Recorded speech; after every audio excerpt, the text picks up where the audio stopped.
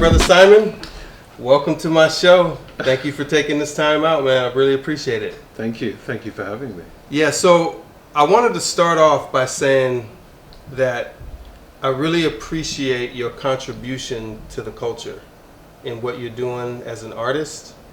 And I think it's a sort of a rare thing that you're looking at what you do on more of a global scale and not so much just local. And I think that type of a voice is needed in this art form. So I just wanted to say up front that just I really appreciate how you're looking at your art and how you're including Black folks from all over the world. Thank you, brother. That means a lot to me because I think a lot of people when they meet my work, the first thing they say to me is, thank you for seeing us. Mm-hmm. But when you're making the work, sometimes you don't feel seen. So you saying that to me knows that you've seen me. Yeah. Yeah, and you understand, why I do what I do. Why I do what I do is never about the promotion of me. Mm-hmm. It's always about the promotion of us. Yeah, and it comes across because as I'm watching your work, I'm learning about so many new people and so many incredible artists. And the places that they come from and the way that they talk to you, it feels like one big extended family, regardless of where they were born on this planet. No, absolutely. I remember when They've Gotta Have Us came out on Netflix. Yeah. And I was doing a lot of press. And I did this show called the Mikey and Donnie Show. Mm-hmm. And it has a live audience. And in the audience, a young lady got up and she said, she doesn't understand why us Black Brits keep coming to America thinking that we could tell the stories of African Americans. And I remember bowing my head like this. Yeah. And Donnie was like, are you okay? Are you okay, London? London, you okay? And I was like, no. I'm good. Yeah. But say it again. Ask the young lady to say the same thing again. Right. So she asked the question again. And he said, are you okay? And I said, yeah, I'm fine. It's just that it sounded like, when I closed my eyes, it sounded like a MAGA hat wearing Trump supporter was asking me the question. Mm-hmm. And the audience fell apart. Right. Yeah. And afterwards they said, so why did where did you get that from? Why did you say that? And I said, it's what's really interesting is the disconnect that's been sold to us, mm-hmm. right? And that we take on as our truth. Yeah. And it's not our truth. Right. When those ships left the west coast of Africa, some went to Brazil, some went to the south coast of, northern, south coast of that peninsula, mm-hmm. above Brazil or whatever, to Guyana and all these places, right. Yeah. And went to the Caribbean, mm-hmm. then went to the south coast of America. Right. Yeah. We had no choice in terms of where we were going to end up. Yeah, exactly. But that's where we ended up. Yeah. Yeah. But we all connected, right? So you're looking at me as a foreigner, okay, and we might be cousins. Right. Well, we mm-hmm. might be family. Mm-hmm. Yeah, but you've listened to this rhetoric for so long and believed it that you don't even understand your own truth. Yeah. So that's what my work is about, is as you said, it feels like an extended family. The Black diaspora is an extended family. All I'm trying to do is help to put those tendrils back together again, where we can hold on and pull each other back together. Yeah.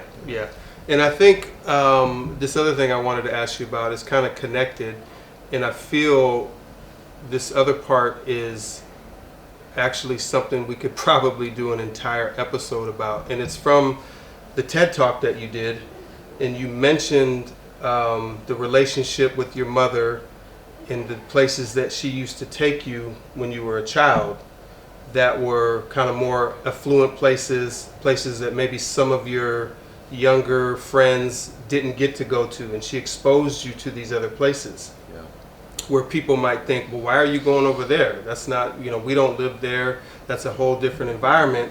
And what she said I thought was so profound. It was something to the extent of, this is your home and you have access to everything that's in your house. Doesn't matter if it's Hollywood or the backwoods or New Orleans or Compton or Brixton or any more upscale neighborhood. You have access to everything that's a part of your home. And I thought that was just so profound for her to say that to you at such a young age. Yeah, no, and it was really important. Both my mother and my father were very open-minded. They arrived in England in the 1960s. It wasn't a progressive time. Mm-hmm. They arrived in a place that they were sold the concept of. Right. The concept that they were sold was that they could leave the Caribbean to better their lives. Right. Yep. And in this place, they came from a place where they went to school that was their education was based on the grammar school system Mm-hmm. of Great Britain. Yep. Okay, so it's very middle class, right? Mm-hmm. Very, it's a very strong education system. It's the education system that is based on the private school system in this country. Mm-hmm. Yeah. Yep. And so they came thinking that the people that they were going to meet were educated. Even, they were told that white people were more educated than them. Right. And what they came to find was that was a group of people, in the main, a lot of working class white people who were not educated, who could not read, right? Who did not know the classics, right?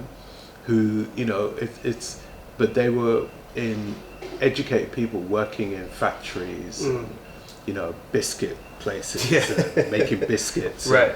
or working on London Transport, working in the health service. Yep.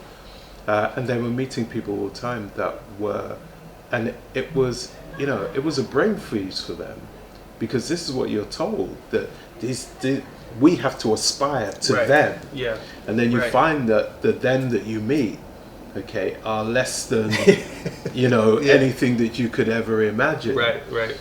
So for my mum and my dad, they were very keen on ensuring that we got to see, we could open our minds to the possibilities Right, yeah. of what was out there for us. So we went to museums, we went to galleries. They did all of that. My mum in particular, I would say that I wouldn't be having the career that I have today if it was not for her. Yeah, and it's interesting because through your art, it feels like you have a standard, and you have this no compromising kind of aspect to what you do. And hearing about your parents, it just makes perfect sense that they set this standard for you, that you are continuing in what you do as an artist. How long have we known each other? Now, probably 25 minutes. Are you sure about that? We'll check some of the lineage. We could have. You're better than my therapist. I'm telling you, it's amazing. Well, no, I just love that when that, like, a parent plants those seeds, because you don't really know. Yeah. There's two parent households that are very cultured, Yeah.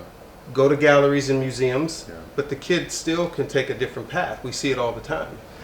But I love that you have this standard in what you're doing. And I wanted to know, because I've talked to a lot of people in the UK that come from the Caribbean, parts of Africa, and most of them, all say they grew up with a sense of pride from where they come from. It was instilled in their household. Knowing about African roots and Caribbean roots was normal, which is very different in the States. In general, a lot of black folks don't get access to that until they go to college, or they run into somebody that pulls them to the side and introduces them to books and documentaries and films and stuff. But in most cases, it seems like you guys already have that in the house. I think that I grew up in a very cultured household. I didn't realize how cultured it was until I got older. So my mother belonged to this organization that used to raise money to buy hospital equipment sent back to Grenada. Okay. And the people in that, so it was called the Grenada Voluntary Hospital Committee, and they did fabulous work. So they had dances, they did raffles, they did all these things to raise money to buy equipment. But they used to have meetings in each other's houses. So I would come into our living room, and there'd be, I remember one time coming into the living room, and there was this gentleman, he was tall, he must have been about 6'5", 6'6", maybe taller. And he always had this immaculate pinstripe grey suit on, shirt, tie, shiny shoes. And everyone was dressed immaculately. Yeah. But this man in particular, he had this flock of grey hair. And he turned out to be Lord Pitt. Lord Pitt is the first black man in this country to become a lord in the House of Commons, right? So he was the first black man to be inducted into the House of Commons as a lord in this country. And he's in my living room, and he was regularly in my living room and I kept hearing these conversations about Pan-Africanism. Yeah. And then you find out that that my parents were going to places like Hammersmith Town Hall or Fulham Town Hall, because you'd get people from the civil rights movement in America coming to speak at those things. Yeah. You know, so it's for me, it was that I was growing up hearing that. So quality was important. Knowing my roots was important. Knowing my heritage. Understanding that although my parents came from Grenada, that they are from a heritage which was bigger than this place, in the Caribbean, that none of us who are of African descent are indigenous from. Right. Yeah, we were transported there, and we forget this. Yeah, like the breadfruit and us, because they brought breadfruit to feed us. We were transported there. Yeah, but we are all descendants from wherever we came from. In Africa. Yeah, and it's so that was instilled and ingrained in me from very early on. So having all of that, right, which for your parents is a great way to bring you up in a household where all of these artists are around, and whether they even tell you or teach it to you, it's in your presence, which sometimes can be more powerful, because the parents get to sit back and just let you walk around and be amongst all this greatness. But as you know, even with all that, in our teenage years, we tend to want to do some other things that we probably shouldn't do. Was there a time where, even having all of that, the pull of some of your friends or just some of the outside world got to you and you went down that path? So that was never my path. There were a lot of I'm writing a drama at the moment, and people keep saying to me, "But how do you know about this stuff? It's kind of underworld stuff." Right. It's because I have friends who are involved in that life. Yeah. And I have friends who, when my kids were smaller, my older kids, when they were smaller, like we go and have dinner at their houses, or we all go out to dinner somewhere. And there was one of my friends, he was always sat at the end of the table because he's a big guy and he ate the most food, but he'd have the kids sat in his lap. Yeah. But what that guy did for his job was something else. And the stories that I knew and I heard was something else. But there was I remember when I was younger, I remember 86, my grandmother died, and it hit me profoundly. It was like it hit me like a sledgehammer when she passed. And I remember sitting in a car outside with a group of my friends that had come to support me, and they were all smoking weed. And I don't smoke. I've never smoked. It's something that, I think last year was the first time I smoked a cigar. Right? And I smoked a cigar because when you smoke a cigar, you don't ingest it. Yeah, so I was like, okay, I can deal with that. Yeah. But they were all smoking weed in the car.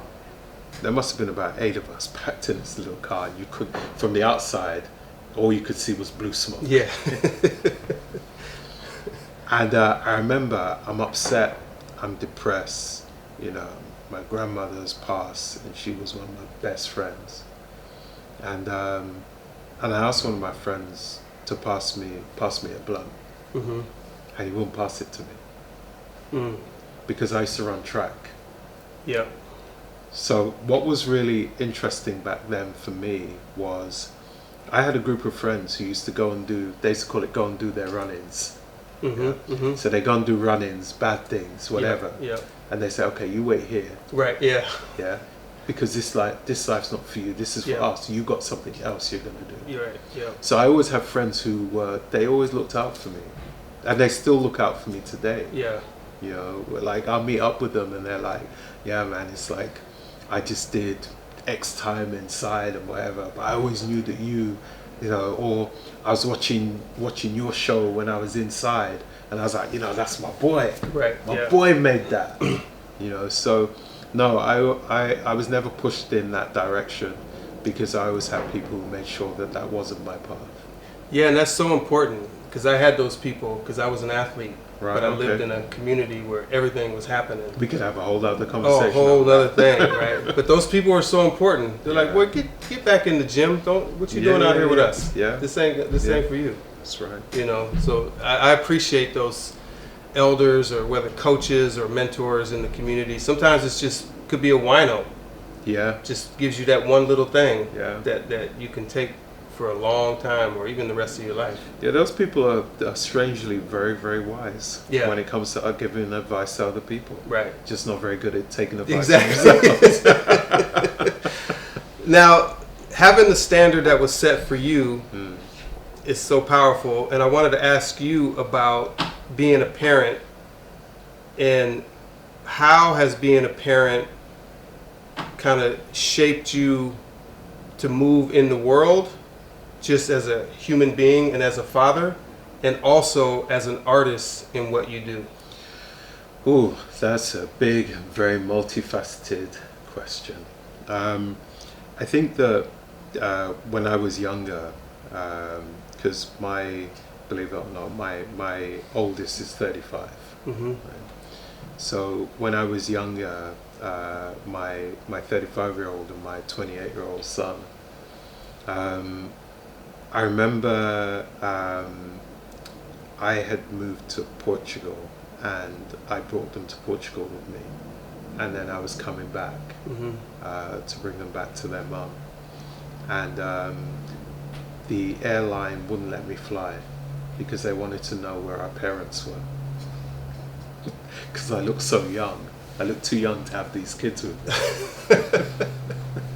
Wow, that's so interesting. So what's been fascinating with my older kids is how we've grown up together.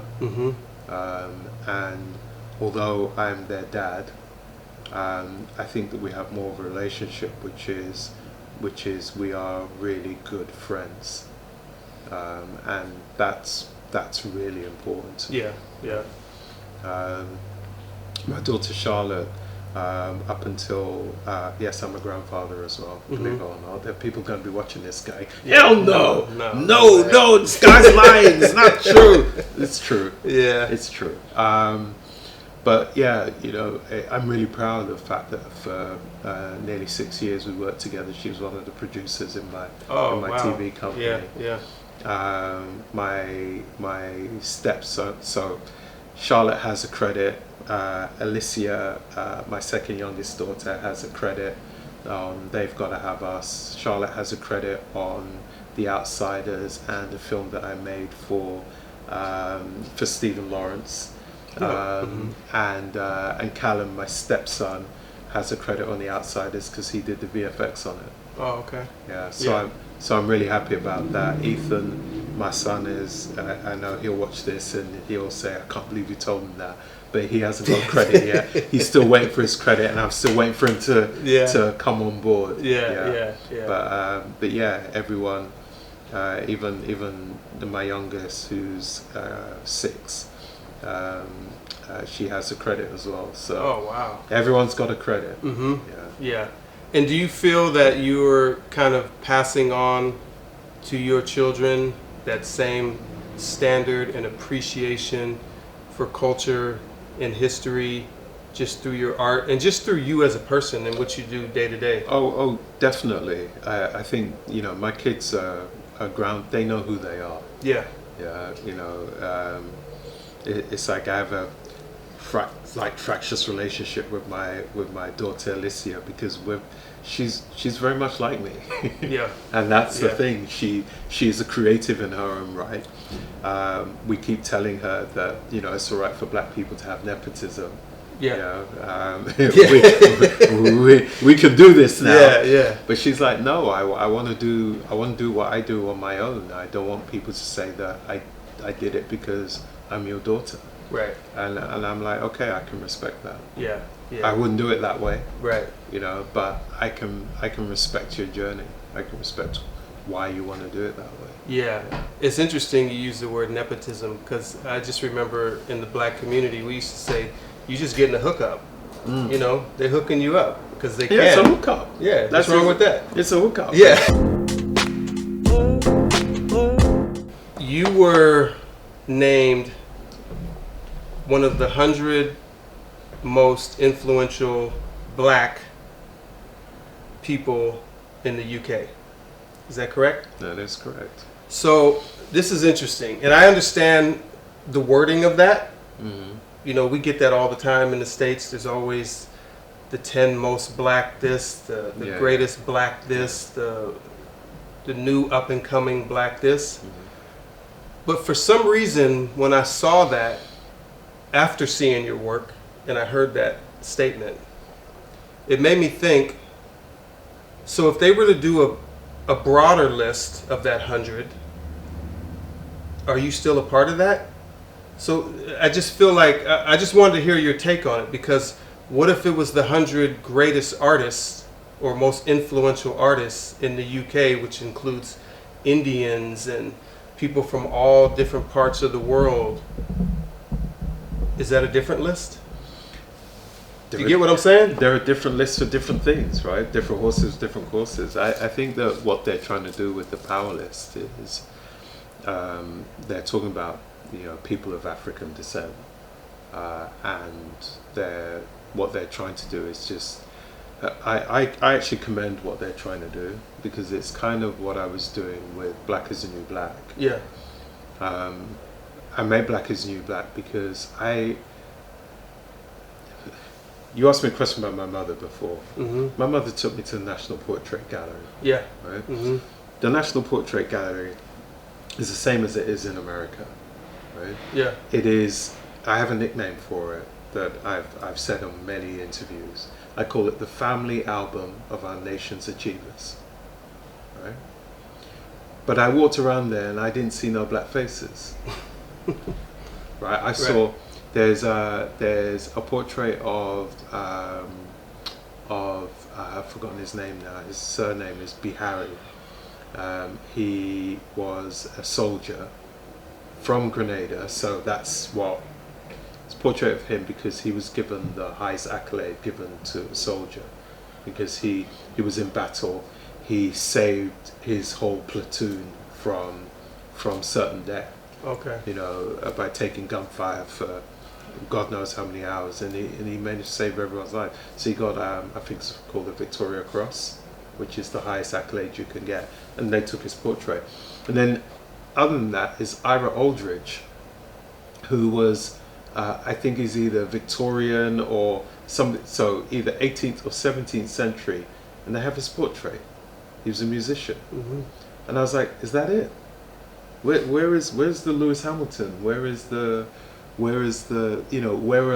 the people? Where's the Naomi Campbell? where are our people, Mm-hmm. you know, who have contributed to, you know, it's like when people are thinking about making a journey by foot to leave their little village, wherever their little village is, because they've heard on a transistor radio that this Premier League footballer who happens to be black has just scored a goal, Right. or Lewis Hamilton has just done that, or such and such is giving a speech at the United Nations. They're like, oh wow, these people are from England. Mm-hmm. This must be a safe place for us to live.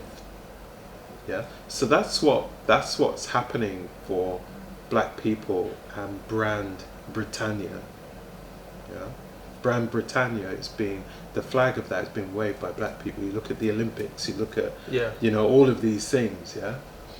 And I was like, nah, it's like this doesn't make sense that the contributions of black Britons are not being acknowledged.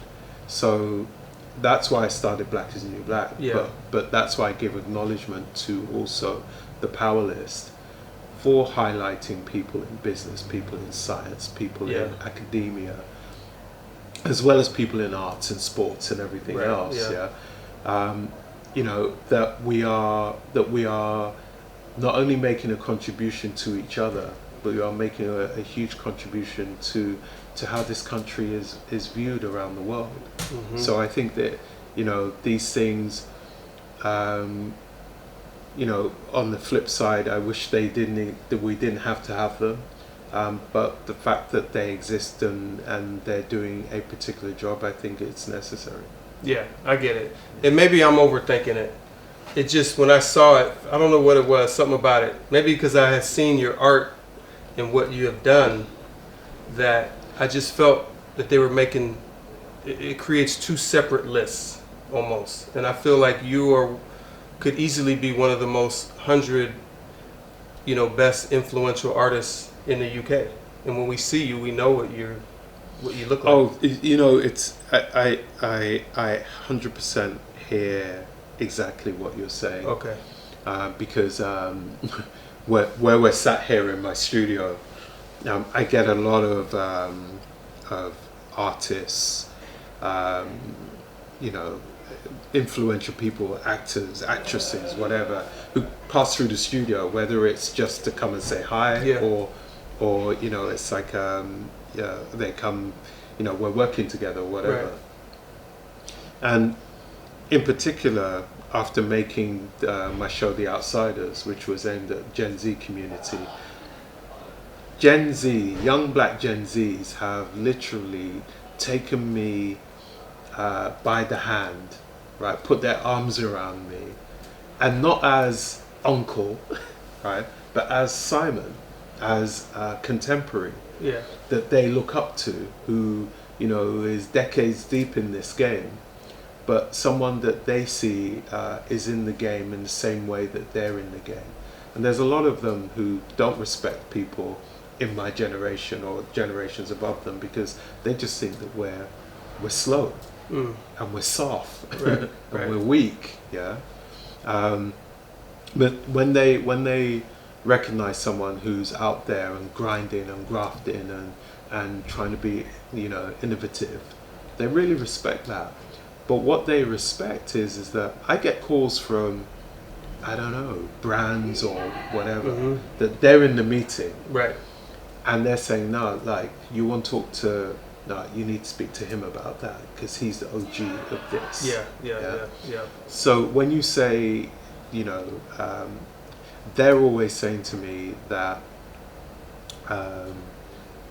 and to be honest, a confession to you, even though we've known each other for about 40 minutes now. I think for a long time I didn't understand my profile. I didn't know it. I was just, you know, I just rock up to places and I'd just be like, hey, I'm Simon. And people like, no, we know who you are. And I'm like, exactly. why are these people now beginning to act weird? Right. Because I had no sense of the place that people had placed me. Right. And it was only in the last few years, having these young people come in here and go, listen, nah, you can't just go somewhere and just think that you're not affecting the air in the room. But understanding that, I now understand your point. If you asked me that question 3 years ago about, just being part of the top 100 artists in the country, I'd have gone, no, that's not me. Right. I haven't arrived at that place yet. But I now know that, yes, I deserve to be in that place. Do I have that? Am I seen that way by larger society?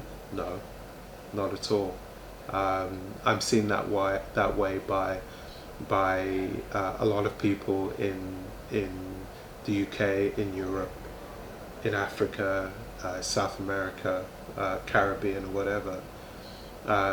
But in the main, if we walk down the street and stop someone and said, "Do you know what this guy does?" Well, right. Never seen this man in my life. Yeah, exactly. Yeah, exactly. But it gets back to the word quality, and I've said this before, but I always feel quality will always prevail no matter what, and that's what you're bringing to the table. And so, a lot of times, maybe it takes a little slower, but the fact that you have a standard, like we mentioned before, I'm sure it makes you feel great at the end of the day that you're giving something that has quality, and the people that you're bringing on really appreciate that. And it's just like, look at jazz music, right? It's quality, and some of the greatest artists in the world may play in front of 25, 30 people. Yeah. Doesn't matter to them. Yeah. I use jazz as a metaphor all the time. Because when I do talks, people, there's always someone in the crowd who says, it's like either it's positive or negative. They say to me, it's like, I hear that you didn't train to be a photographer, right. You didn't train to be a filmmaker. It's like, how has that worked out for you? And that's worked out pretty well for me. But also, what I find is, and this is not a blanket statement that covers everything, because I think that academia and school, it has its purpose, and but I think that there are certain things in academia. I find it like classical music. Mm-hmm. If you play Tchaikovsky and I play Tchaikovsky, we play Tchaikovsky as Tchaikovsky wrote it. Right.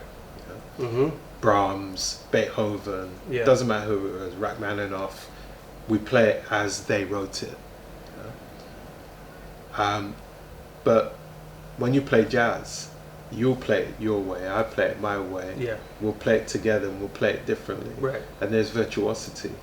So for me, I'm interested in the foundation of where something comes from, where it starts.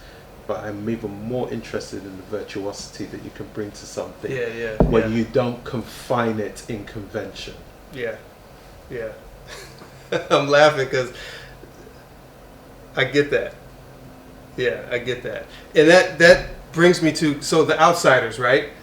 A project you did, a project that we actually can watch in the States, that you brought to the table. Fascinating. We talked about this offline, about all the different variety of people and artists from all over the world. But you did something in there that I wanted to bring up. So you're mostly off camera. We just hear your voice from time to time, and we see the different artists, and you're asking them questions from time to time, right? But at one point, a couple times throughout the series, you come up and you take a close-up photo, like right in the middle of the interview. And for me, it felt like it changed everything in the project. It made it so much more intimate, and it was as if you were coming up and like giving them a hug with the camera. And I can tell that they felt so much more comfortable with you doing that. It didn't break anything. It just was like, oh, okay. You come in to say hi for a minute, and then you back behind the camera. And I just appreciated how you did that, right? The whole thing is going on, and you come up right here, and you do a little something, a little kiss on the cheek, and then you move back. Yeah. So I just wanted to just bring that up and just see what you thought about that. No, it's all deliberate. You mentioned offline that you teach. Yeah. And what is it you teach? Primarily, I'm an athletics teacher and a coach. Right. Okay. Yeah. Okay. That's a whole other podcast because I used to run 400-meter hurdles. Yeah. All right. Yeah. But anyway, we digress. I think for me, what's important is that photography got me to this point, and I don't want people to think that because I'm now a filmmaker that I've forgotten photography. Yeah. You know, filmmaking is photography, and photography is filmmaking, right? It's just a different department of it. Yeah? And that's another thing. It's like people are, okay, photographers are photographers and filmmakers are filmmakers, and Right. you know, there's a great big divide between them. No, it's not. I cannot make the films that I make the beauty of appreciation of light, tone, texture, right? Of composition in particular, yeah? If I first didn't understand and appreciate photography. And it's really interesting because the lighting and the tone and the mood that you create, I'm thinking more of the stills as well that you do. I appreciate, and it reminds me because, and I'm going to forget her name and I apologize, the cinematographer for Ryan Coogler's Filipino woman. I'm going to look it up now. Is doing some amazing stuff, and in a lot of her interviews she speaks about the lighting and how she lights all these different people, mostly black folks from different parts of the world, different skin tones, and how important it is for her to have the proper lighting. And it seems like that's something that you're really focused on and doing the same thing as well. Yeah, absolutely. It's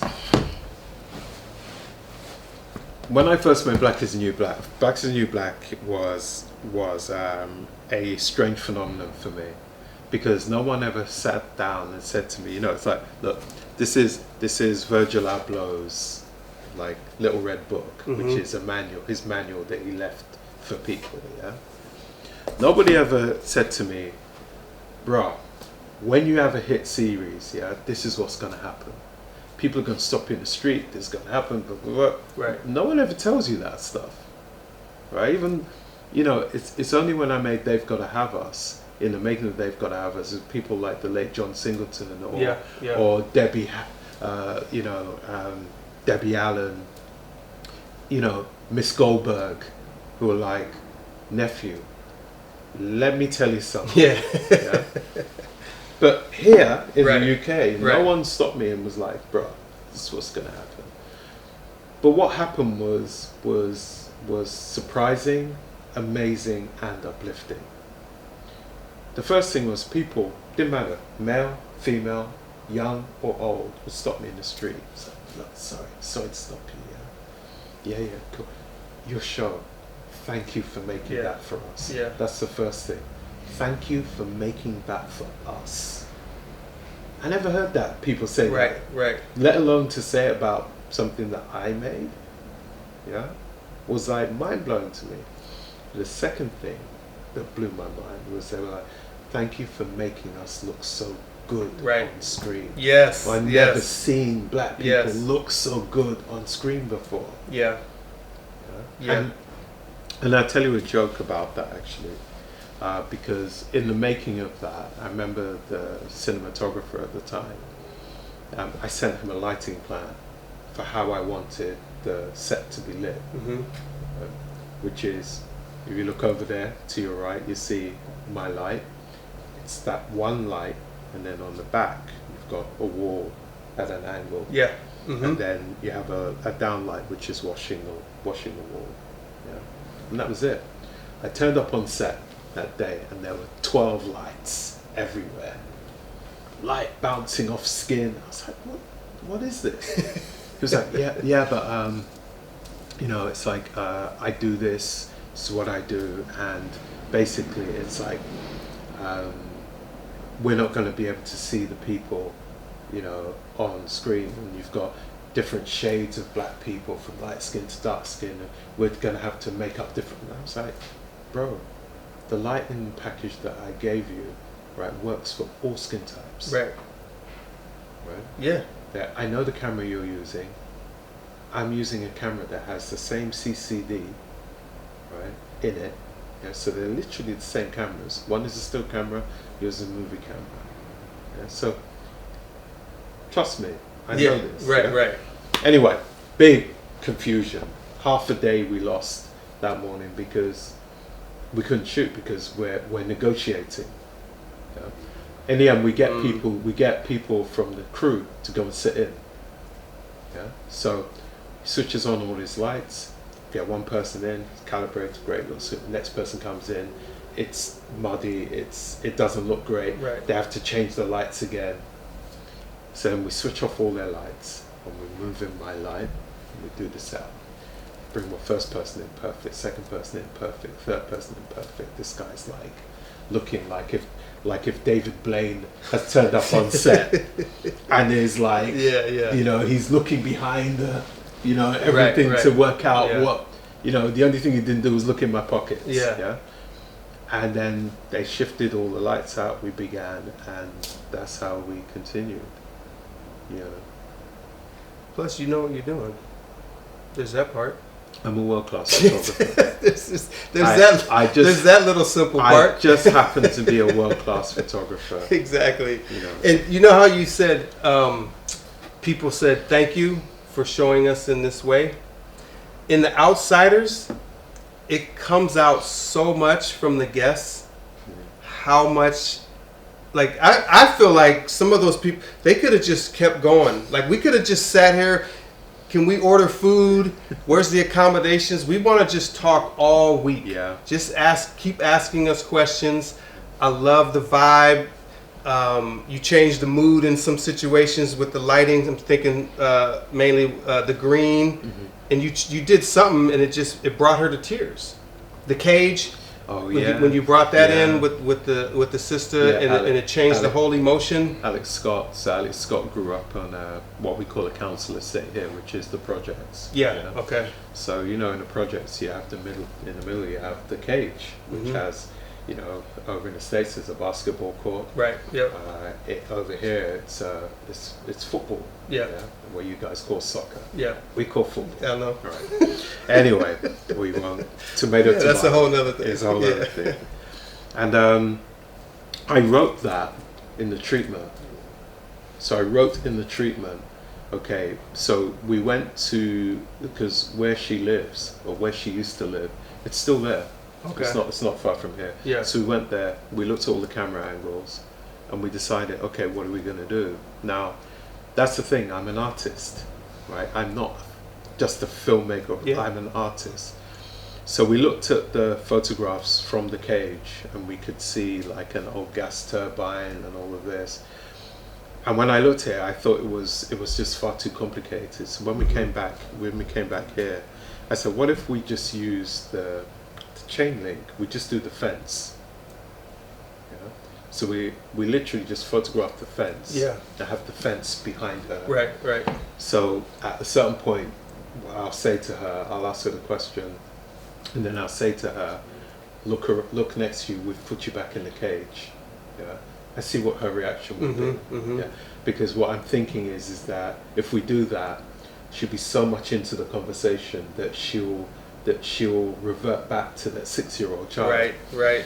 So when we were filming that day, and I had so I have my monitors in front of me. I have the camera next to me. And then Charlie, my DOP, is next to me on that camera, and we have a mirror box. So when I'm interviewing people, they're looking at me like you're looking at me now, but there's nothing else they can see but my face. Wow. And it's just a beautiful way. Barry Jenkins was saying that he used it in if Beale Street could talk. If Beale Street could talk Mm-hmm. in the scene in the prison. Yeah. They use the same technique. Okay. Yeah. Yeah. So it was amazing when what I wrote in the script and in the treatment that went to YouTube Originals, who Right. first commissioned this. Yeah. What I said was going to happen actually happened, because when I asked her the question, I said to her, "Now look to your side," and then I sent the message to Colin, who was working on the projector, and he changed the screen. Right. Yeah. Yeah. And she just. Yeah. It was powerful. Yeah. Yeah. Yeah. Yeah. And you did a few things as well that I appreciated, because in The Outsiders, there's all kinds of different emotions going on, right? There's times that you guys, it's just banter. You guys are having a blast. They're laughing.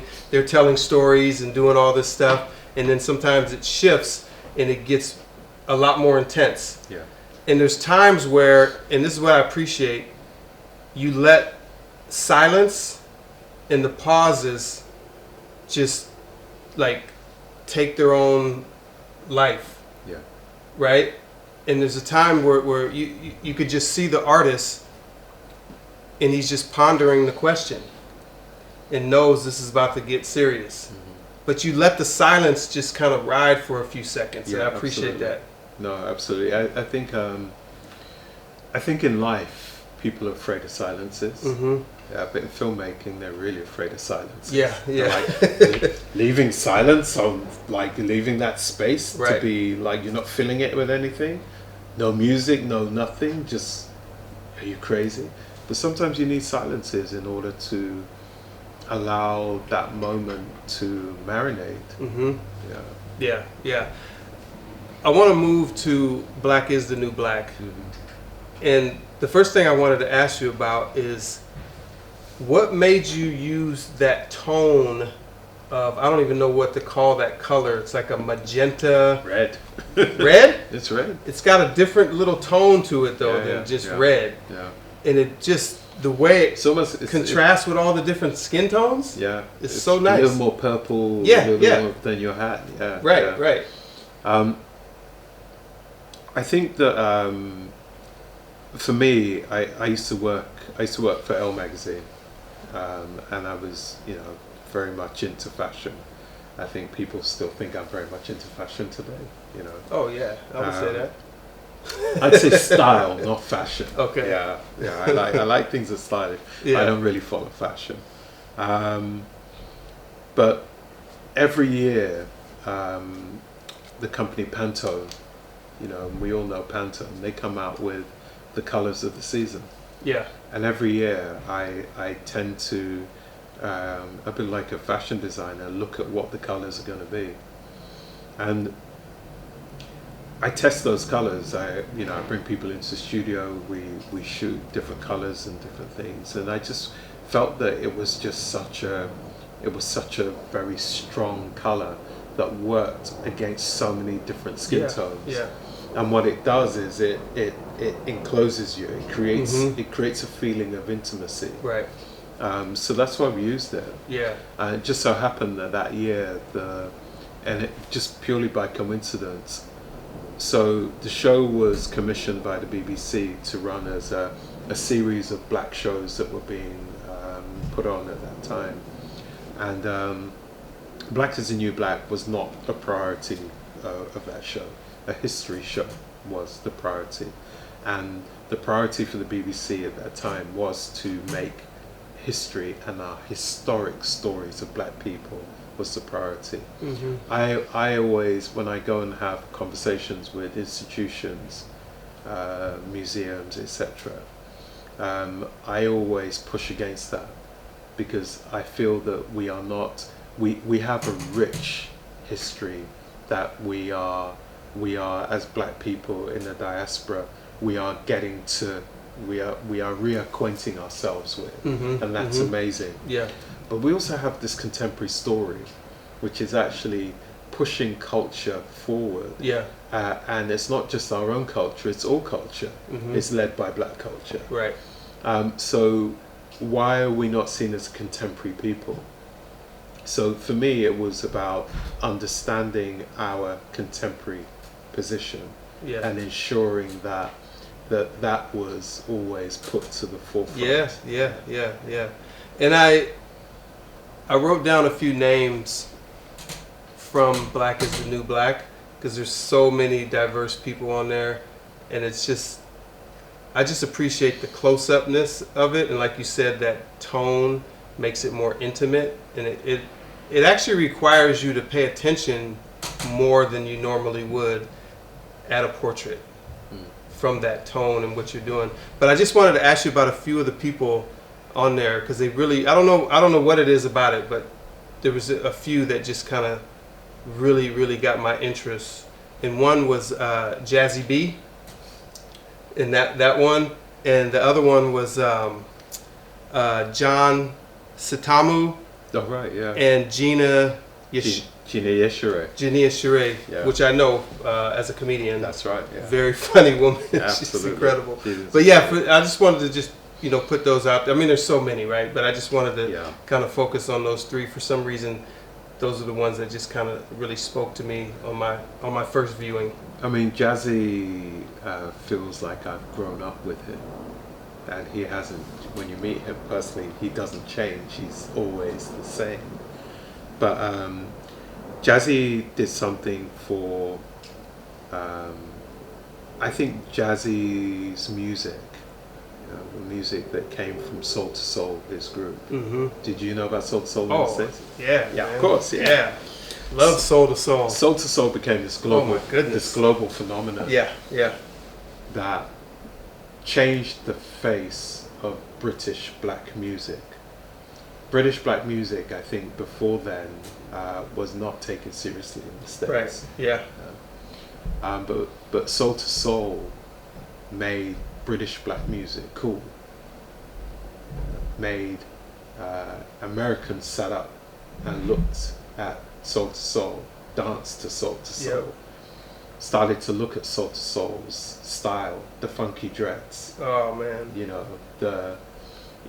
Their whole wardrobe, everything, the brand. And that was what was so brilliant about them. They weren't just musicians, they created a brand. Yeah. And that is the genius of Jazzy, to take, hip hop. For me, if you didn't have reggae, you wouldn't have hip hop, right? The MCing, the toasting, the using of the decks, all of these things, you just wouldn't have it. Kool Herc's parents are Jamaican, right? Yeah. Jazzy B's parents are Jamaican. It came together. So that's what made it really important. John Sentamu is the former Archbishop of York, right? The Archbishop of York is in the Church of England, because as you know, Henry VIII wanted to marry another wife, and they wouldn't let him. The Catholic Church wouldn't let him, so he broke away from the Catholic Church and created the Church of England. So that's why the King of England is the head of the Church of England. Okay. A quick history lesson. Yeah. Font of useless knowledge. So the Archbishop of York is the third in command in that church. Right, and usually what happens is that when the I've forgotten the name of the archbishop that comes after the king, when he retires, the Archbishop of York then becomes this one. Okay. And I remember saying to Sentamu, Sentamu is one of the most intelligent, erudite human beings you will ever meet on this planet. Really? The man is like, he's someone I could sit down and just talk to for years. Yeah, his son Jeffrey is a really good DOP as well. Really? Ironically, yeah. Oh, I picked a good one, huh?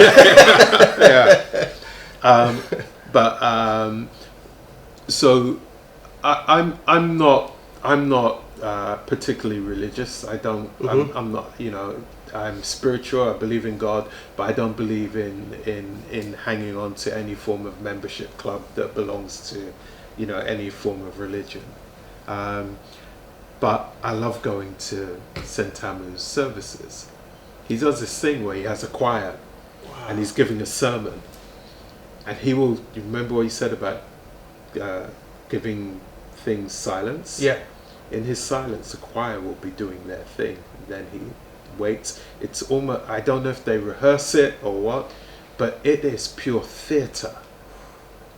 Yeah, it's almost evangelical or gospel. Mm-hmm. Yeah, it doesn't feel like it's English Christianity because it has so much vibe to it. But yeah, he's absolutely amazing. And the last one was Gina. Yeah, the comedian. Gina felt that she had to leave the UK to get success in America, and she has. Yeah. Yeah. She did the series. She wrote the series Bob's. I think it's Bob's Abiola or something like that. You can correct me afterwards in the edit. But she is incredible. But the thing about Gina, which is absolutely incredible, which I found in the interview in Black is the New Black, is as well as being a comedian, she's also an amazing cultural commentator. So if you ask her about culture, about things that are going on at the moment, I remember when the engagement of Prince Harry to Meghan was announced. They had a group of young women on a news channel here, and they had Gina by satellite, and everyone was fawning about all of this stuff. When Gina came on, Gina kept it so real. It smashed everyone else's point of view and perspective. No, it's.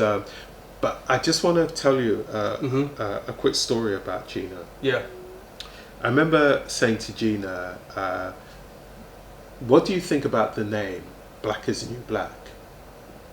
Without any prompting, she went into this monologue that was so brilliant, that we cut it into a monologue that actually ended up as the opening sequence of the show. Yeah. I was told by the channel that we couldn't use it in that form. Yeah. We've kept some of it, but not the whole thing. And when I asked why the channel wouldn't allow us to use it, they said that two white women who worked on the channel felt that it was Gina's monologue was intimidating. Intimidating? You're laughing. This is the truth. This is what we, as black TV execs, producers, directors, this is what we have to deal with. So they were like, well, you can't use it. It's intimidating. I was like, what do you mean it's intimidating? Yeah, what does that even mean? She wasn't in the room with them. She doesn't know them personally. She wasn't talking about them. What do you mean it was intimidating? That makes no sense. They're like, well, no, it's just, we feel that if it's intimidating to them, it's going to intimidate the audience. Yeah. I'm like, but who's the audience? Right. Are you saying that we are also not the audience? Yeah, exactly what they're saying. It becomes, so there's a lot of things within this industry that we as creatives creating work, we don't even see stuff like that coming. Right. Yeah. Yeah, and how can you legislate for stuff like that? Right. Yeah, so it's like you say that I'm uncompromising, but there are compromises that I have to make all the time, because usually 99.8 times out of 100, the person that I am pitching the idea to get the money for, to make this, to make the stories that I make, don't look like me. Yeah, there's they that don't part. look like you. Yep, that's a good point. Sticking with your work as a photographer, can you please talk to us about a recent photo shoot you did? It's just so inspiring for me, and I don't even know all the details about it. Your trip to Pittsburgh, and you sat with Thaddeus Mosley, Yeah. Oh my God. Yeah. the sculptor. You've done your homework. Can you just because those are the things that I look for. I mean, he checks so many boxes for me as a podcaster. Like, I love documenting the elders, right? It's just so important. And especially the ones that are a little lesser known. I don't know about him. I don't know if a lot of people know about him. And he's still working, and you talk about how he's still showing up. He's still being creative. He's still putting his work out there as an artist and doing what he does. So I just wanted you to highlight him a little bit more and kind of talk about what that was like and how you even came to know him. So I am working on a project with two women, Demetria Bocelli, who's an African American woman who runs the Fashion Africana Gala in Pittsburgh, and they've made me their feature artist for the gala in November. And that feature is so. Just quick before I answer the question, I made an art film, which was my way of honouring black women. It's called The Unspoken Elegance of Stillness, my love letter to black women. And I showed it here in London in March. The co-producer of the Africana Gala, who is Sandra Soterio, she saw it, spoke to Demetria, and next thing you know, I was on a call with the two of them, and also the artistic director of the Pittsburgh Symphony Orchestra, and they pitched an idea to me to create a symphony of my film. So that's what we're doing in Pittsburgh. Oh, okay, okay. So I was out there meeting with the Pittsburgh Symphony Orchestra and Sandra and Demetria. And on one of the days off that we weren't working with the orchestra, they took me to the Carnegie Museum, and we're walking through, and there's these beautiful wooden sculptures. I was like, these are amazing. I started taking pictures of everything. And Demetria said, oh, that's Thad's work. And I'm like, Thad? Oh, you mean Thaddeus Mosley? She goes, yeah, Thad. She gets on the phone and calls him. And the next day, man, I love that. The next day, we're in Thad's studio, and I'm spending 3 hours with Thad, who used to run track. Oh, wow. Yeah. And we end up having this hour-long conversation about athletics, right? And then we have the rest of the time, he's then telling me about black sculptors. He's got these books everywhere of black sculptors. They're big books, like these books. Yeah. So you know this guy? I'm like, I don't. It's like, you have to know this guy. And you look at all of these guys from Thaddeus Mosley. Thaddeus' work is in the most important collections in the world. Right? I remember last year at a Frieze seeing the work, but not just seeing the work. And then I'm surrounded by the work because I'm sat in his studio. And Thad is, in a few weeks' time, he's going to be 99. He's currently 98. Wow, and you just got to sit there and soak all that in. Sit there, I brought my camera, I made portraits of him. He critiqued my portraits because he said that I was taking it with the light hitting him from behind, but I told him that I wanted to frame him in the light. But it's one of those, meeting Thad was one of those life-changing moments. Because as an artist, it makes you realize this is a man who goes to work every day, right? He works every day. That's why I photographed him with his on top of one of his pieces, and his hands are in his foreground because his hands are really important. Yeah.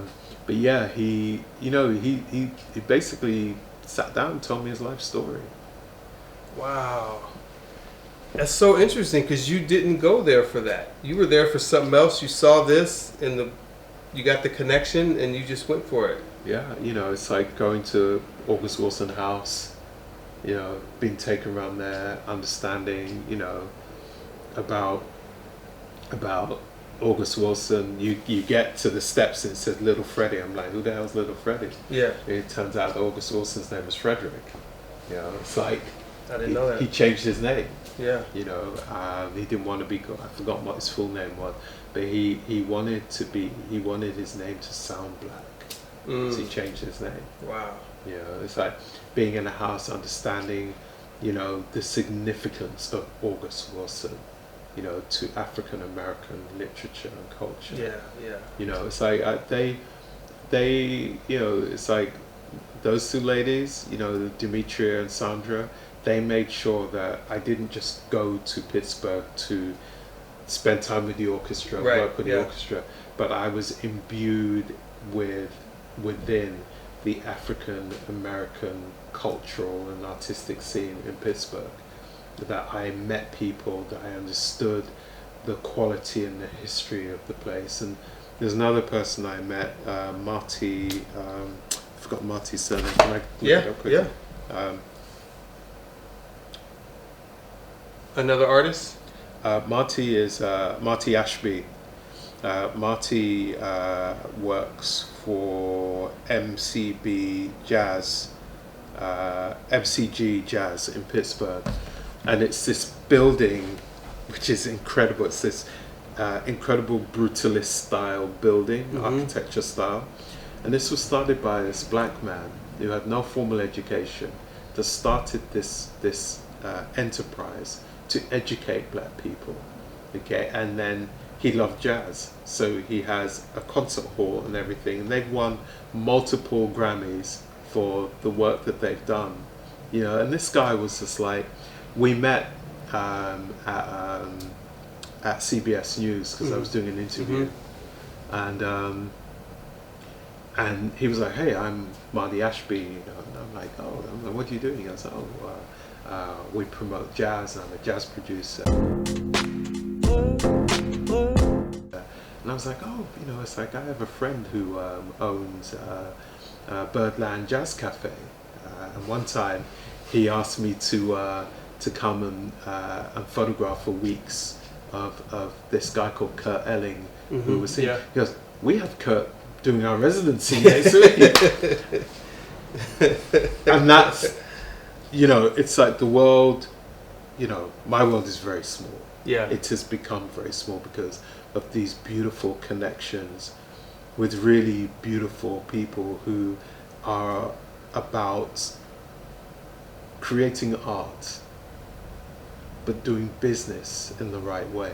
Yeah, yeah. And you talk about yourself as an artist and the people that you have to pitch these things to and the complications behind some of those things. And hearing about Thaddeus Mosley reminded me of another artist, different medium. I'm not sure you're familiar with Charles White. He's passed away, but he's from Los Angeles, and he recently, maybe about 5 years ago, had an exhibit at LACMA in Los Angeles. And incredible artist, and a friend of mine studied with him years and years ago in the 70s, and he told me that when Charles White came to LACMA years and years ago, he couldn't even get past the parking lot. Yeah. They were like, no, Yeah. thank you. Yeah. And then just recently, he's passed away. Yeah. His son is now in charge. They had a huge exhibit Yeah. at LACMA, and they did an opening night with a jazz quintet talking about it and playing music as they're displaying some of the things in the theater at LACMA. And it's just interesting his journey, how it had to go. I think that through my journey, you know, we talked earlier about Gen Zs and them really respecting my work and whatever. But there's probably about 3 generations of people that studied my work at school or at university. Yeah. So for me, I came through a time where when I started out as a photographer, I came to this late. You know, I was 38 when I became a professional photographer. Mm-hmm.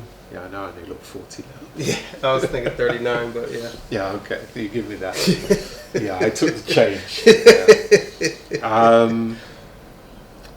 And when I came to it, it was difficult because there's one thing that, and to explain and give you context, there's one thing that I've always understood about my work. I understand that fundamentally my work is about culture, but it's also about psychology, right? I understand the psychology of imagery, right? And most people don't, like, that goes over people's heads. Yeah. Like, what the hell is he talking about? Yeah. But the psychology of imagery is why does that image matter to you? Yeah, why does that inanimate object that is just ink printed on paper, yeah, but why does it make you feel what you're feeling right now? Yeah. And how have I been able to make you feel the way that I feel about it? And I don't even know you.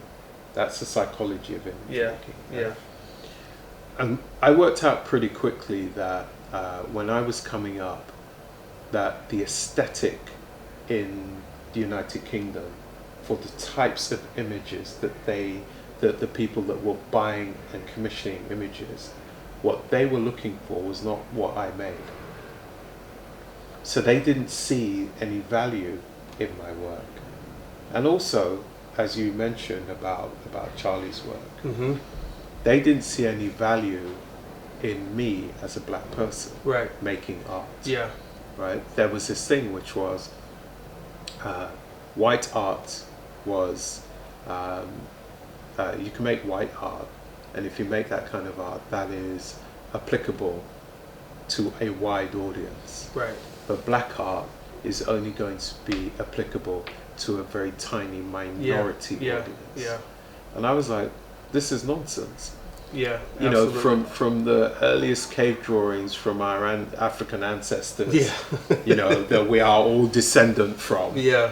Okay, those early cave drawings, that was you know, art is the highest form of mental expression that we have as human beings. Right. Yeah, it's like to express yourself from your imagination and to make marks, right, that other people can interpret. That's the highest form of expression that we have. Yeah. So to say that we don't have that form of expression, right, is to say that we don't have intellect. Right. Yeah, and now, you know, you've got people collecting African art from all over the place, sculpture, Yeah. you know, all of these things, masks, because they realize that these masks are not silly little things that you can't boom. Right, you know, right, yeah. That they have meaning and perspective, and they go back millennia in terms of what that meaning is. Yeah, so our art must be taken seriously. Yeah.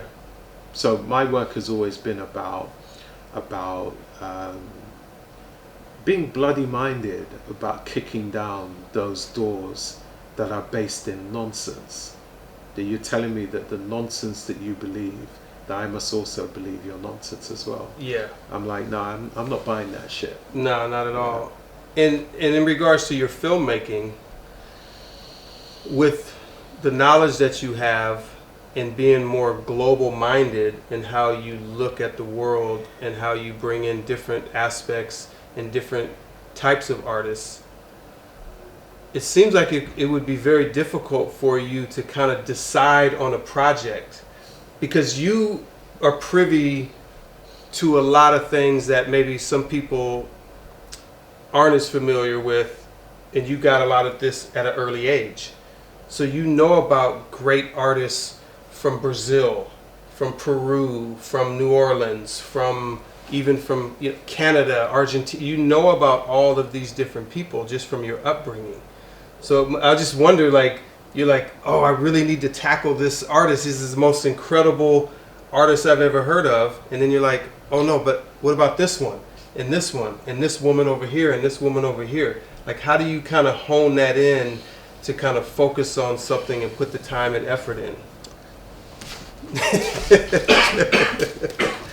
What we got here? Okay.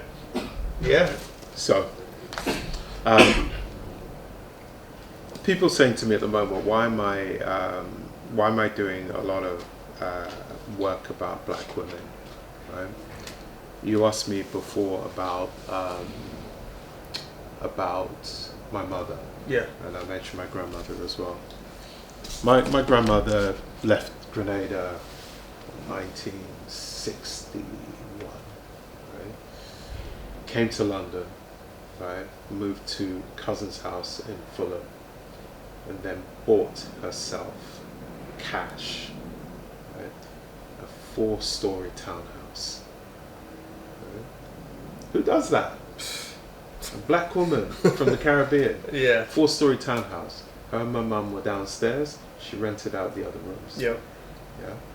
The local council, right, in Hammersmith and Fulham, compulsory purchased that house to make it a local government building. They compulsory purchased my grandmother's house.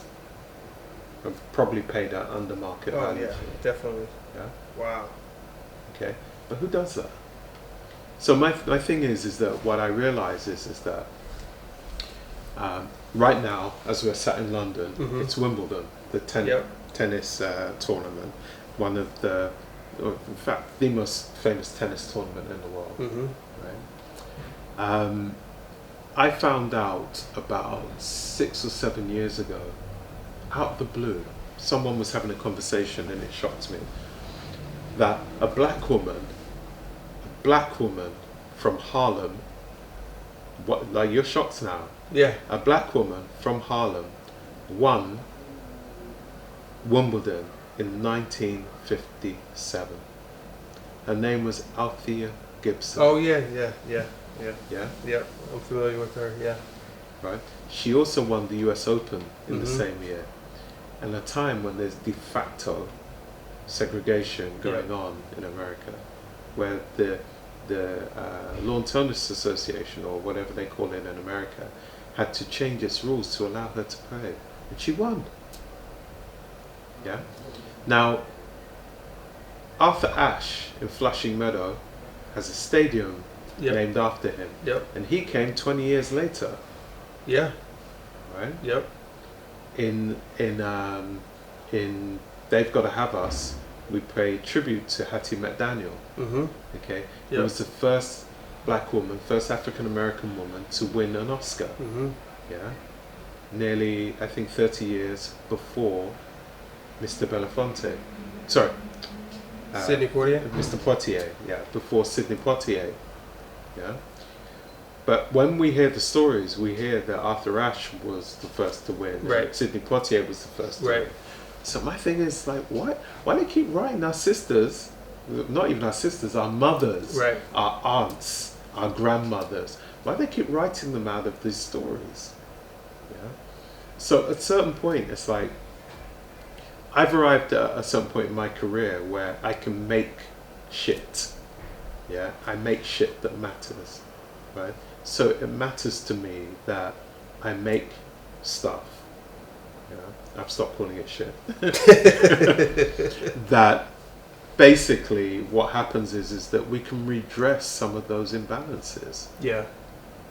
That's really important. Yeah. No, that's great, and that's why I wanted to ask you that, because I know you as an artist in your foundation, you're going to take deep dives into honoring some of these great people that a lot of people don't know about, or if they do know, they don't know enough of the backstory about these people. Yeah. Which is just great that you're doing that.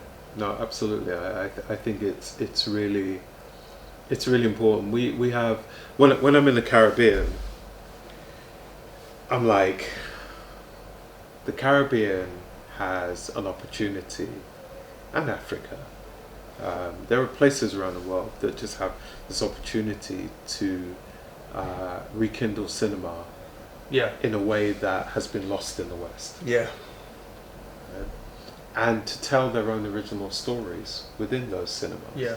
So that's a conversation I keep having in the Caribbean, You know, it's like to do outdoor cinemas, to do drive-in cinemas, to make cinema different. Right. You know, I remember as a kid in Grenada going to drive-in cinema, and it was amazing. Oh God, and it's so great. And now with technology, we could make drive-in cinemas so much better. Yep. Yeah. Yeah. You know, you don't even have to leave your car. You know, it's like, so there's all of this, but we can tell our own stories. Yeah. You know, it's like every Caribbean island has stories that are amazing. It's like the guy that you have filming here today, Jerry, you know, he's like from Guadeloupe.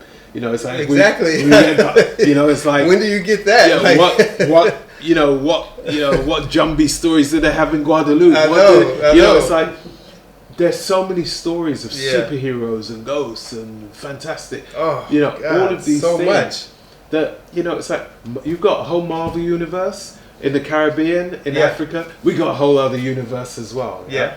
So there's all of that, and then there's local stories, there's love stories, there's thrillers, there's crime stories. There's a whole range of local stories. But for me, there's a case study going on, and that case study is South Korea. South Korea. South Korea have been making movies that we've been following for years.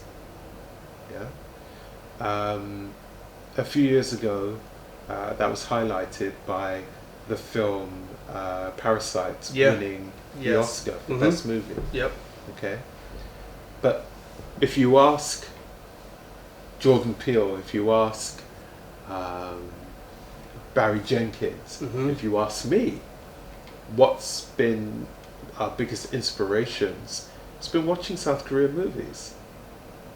Yeah, the storytelling is incredible because basically it's like they're mixing manga stories and bringing them to film.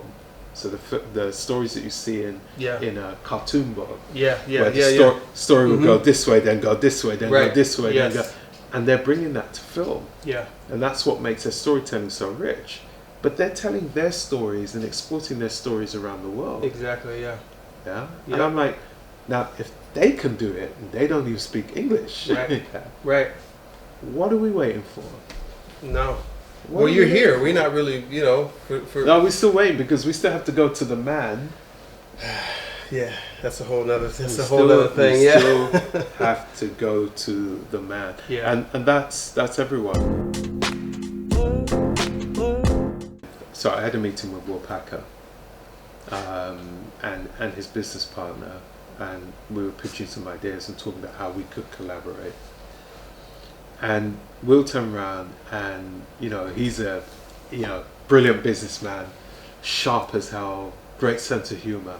But then he hit me with this line that stopped me in my tracks. So he turned around and he said to me, we've had a lot of success, Barbershop, the Ride Along series, working with Kevin Hart and all of these people.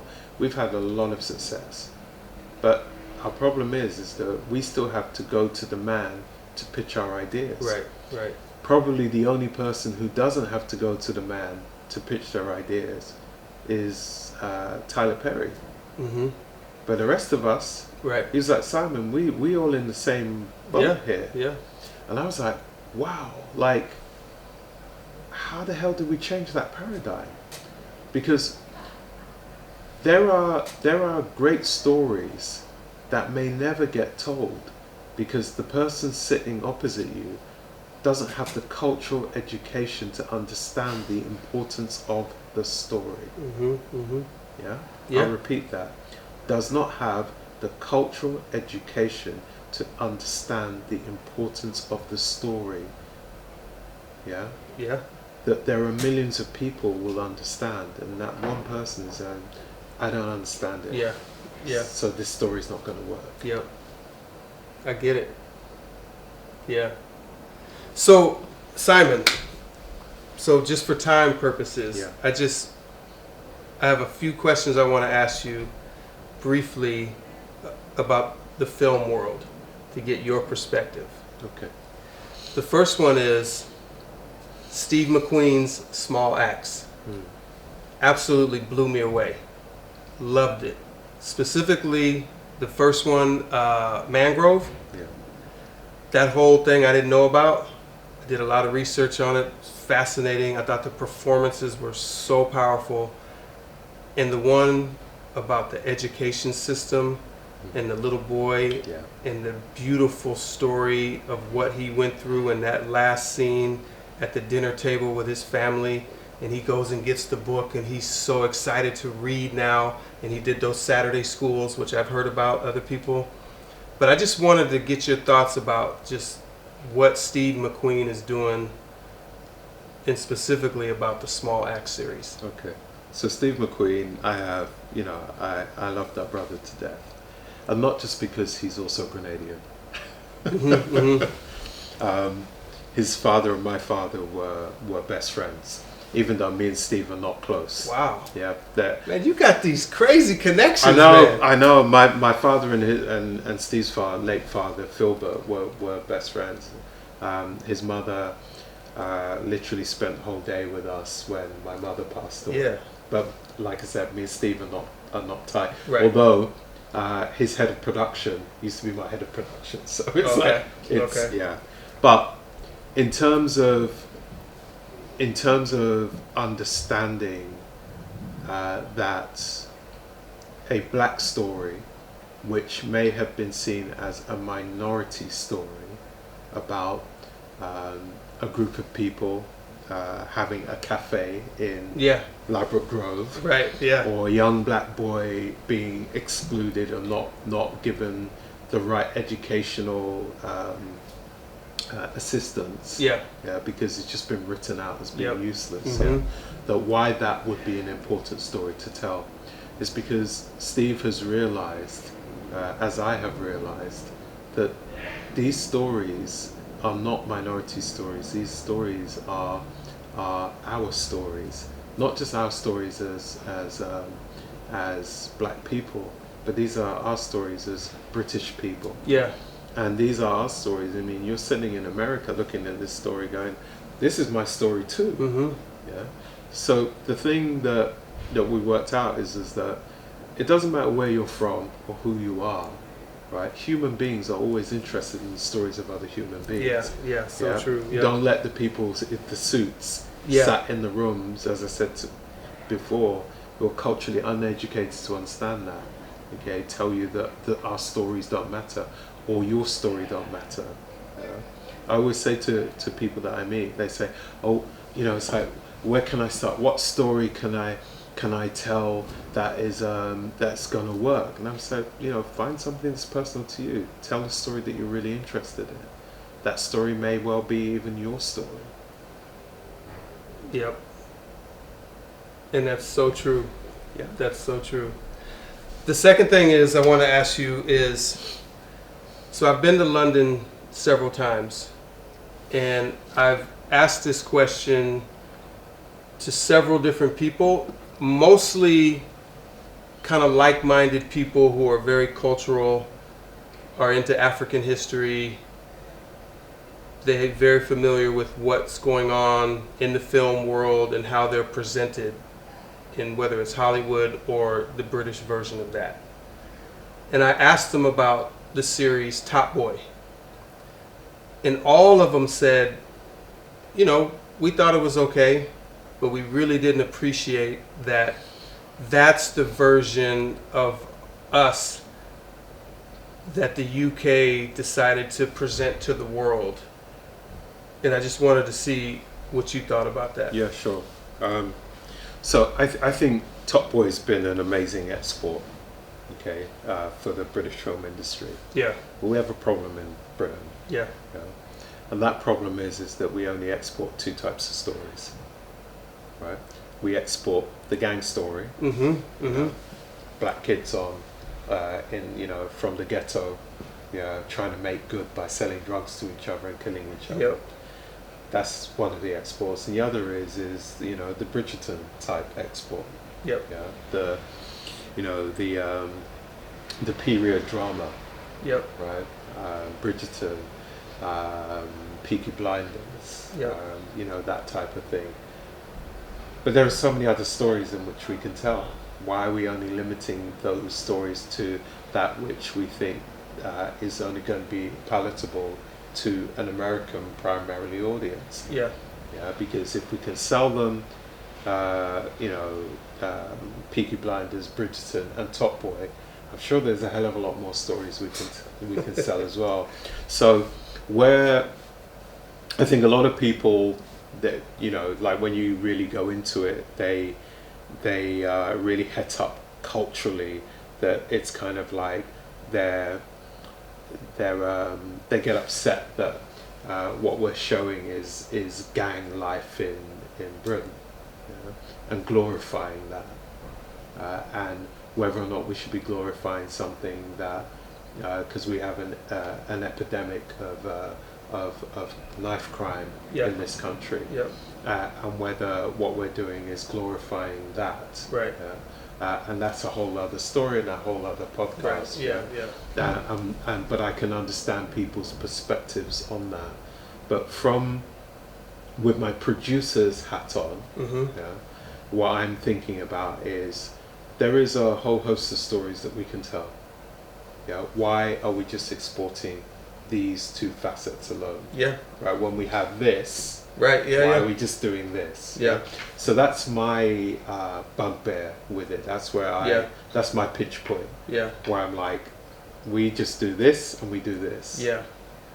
Yeah. And it's so interesting. The first part you said about exporting the Top Boy image, the way you said it was almost verbatim on most of the brothers in the UK that I talked to and asked that question. It was like the very same point of it. It's like, why? And also when you drill down into Top Boy, the fact that it is written by the writer on it is a white man. Yeah, I saw that. And you're like, okay, it's there are different levels to the argument that you can have about Top Boy and its relevance. As a piece of drama, I cannot fault the actors in it. They're acting. Their Little Sims has grown out of this thing and shown her artistry. Kano, Ashley Walters. Has done a lot of work. All of these people in terms of artists. Yeah. But I made They've Got to Have Us, and then They've Got to Have Us. You see, I made that show. So I can contextualize this stuff. That's why I wanted to ask you about it. I read your mind.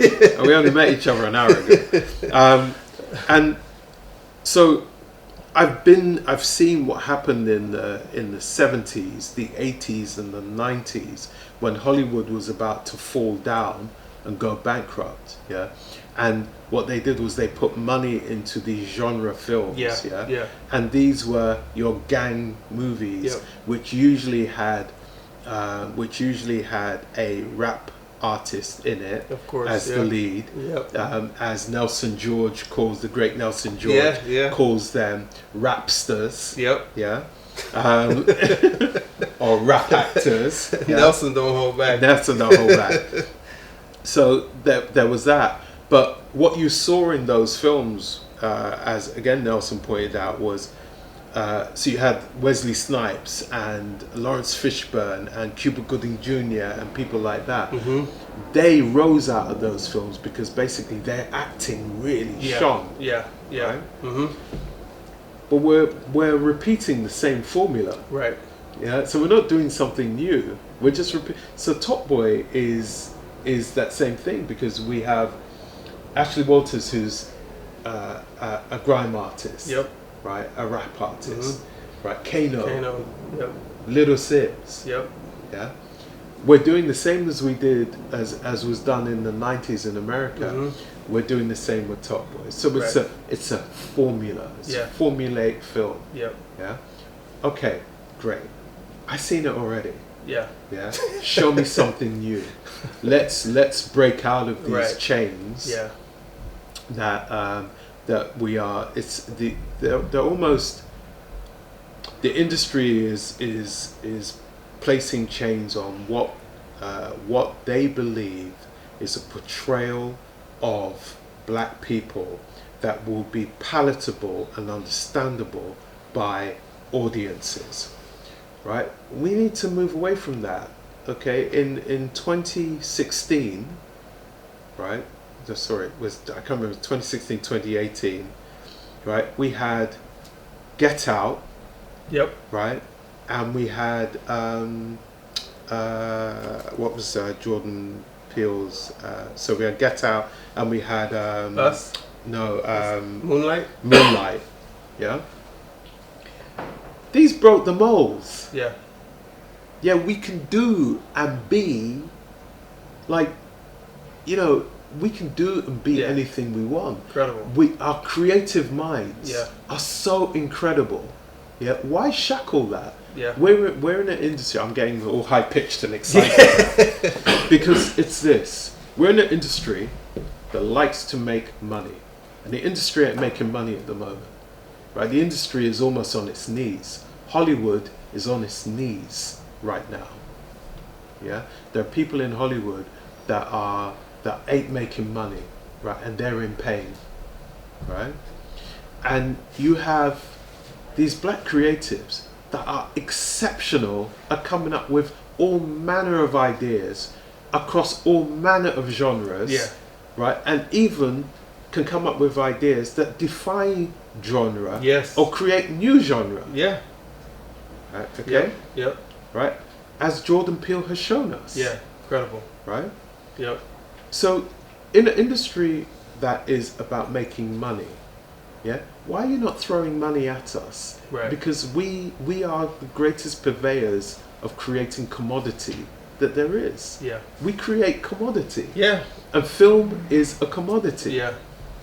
Right. Yeah. So I don't understand why the industry isn't looking at us and going, well, you know what? It's like, how many other Jordan Peele's out there? Mm-hmm. How many other Barry Jenkins out there? How many other Spike Lees are there out Right. there? Because we're here and we're waiting for you guys to give us the money to make those films. Yeah. Exactly. Yeah. You hit it, man. That's Because so the other good. thing as Yeah. well, in They've You're Gotta right. Have Us, it's the only film I've ever made where I put statistics up on the screen Mm-hmm. to show Yeah. this film was made for 100,000, it made 12.5 million. Right. Like That's powerful. the return on investment on black films Yeah. is incredible. Yeah. Industry, what are you doing? Yeah. What's happening with Yeah. you? Yeah. So as an artist, in the circles that you're in with a lot of fellow artists, like-minded people, photographers, filmmakers, what did you specifically and what did the people in your circle think about Sinners? Oh, easy.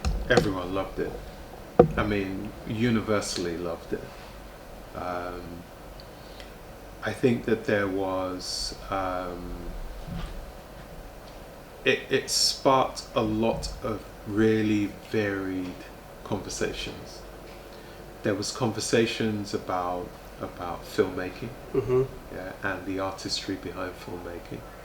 There was conversations about the type of deal that Ryan was Right. able to Yeah. get Mm-hmm. or to negotiate, and how that came about, Mm-hmm. and how we then negotiate for ourselves, or get our, you know, if we have agents or whatever, how, you know, what we are briefing them to now negotiate on our part. But then there was the artistry of the film itself. Yeah. There was the performances. You know, it's like I've interviewed, you know, so many people now, and I got to photograph so many people. So I made a beautiful photograph of Delroy Lindo.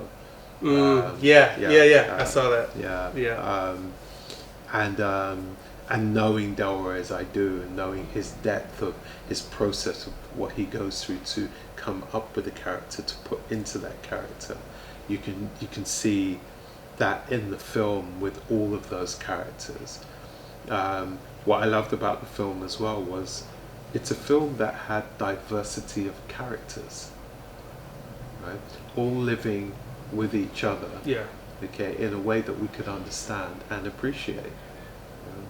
And then there was the music in the film as well, Mm-hmm. and then religion, Yep.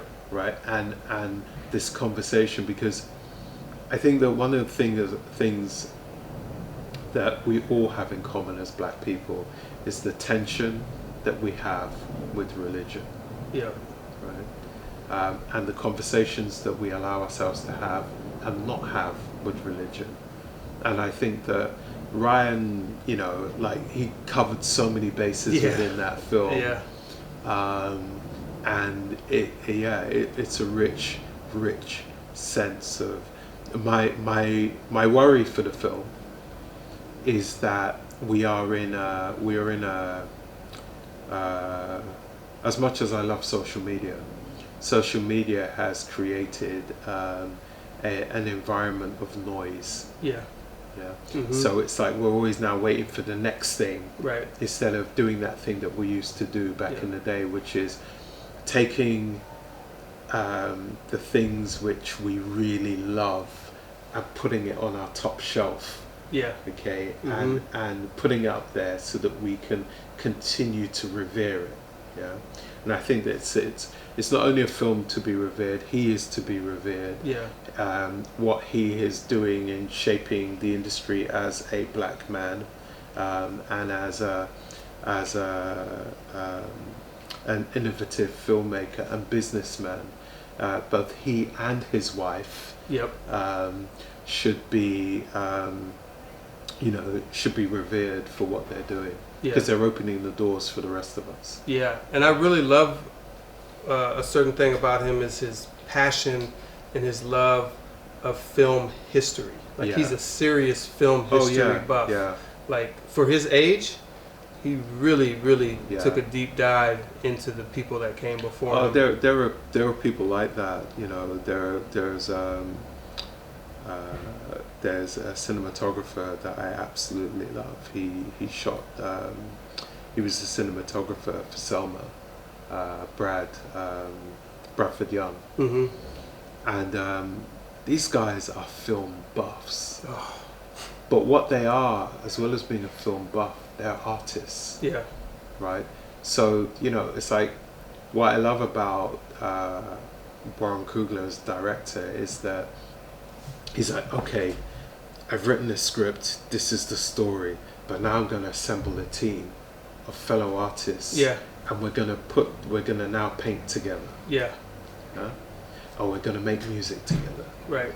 And you're going to come and commune in that. And Bradford Young, you know, it's like, Bradford Young is one of the first cinematographers that was like, you know what? I understand what you do. Because as a cinematographer, what you really are, you're a photographer. Yeah? Because you understand light and shade and color and texture. Yep. As I do as a photographer. Yeah, yeah. And most of all, composition. Yeah? Because most people that call themselves cinematographers, they're not cinematographers at all. What they are people who know how to record what's going on in front of them by switching on the camera. Yeah. They're technicians. Right. Yeah. And for me, a camera is there not just to record what is going on. Okay. It's there to see. Yeah. So the question is when you switch on that camera, how are you looking? Not just seeing. How are you looking?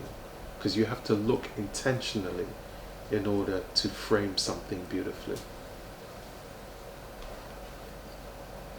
Simon Frederick, appreciate you, brother.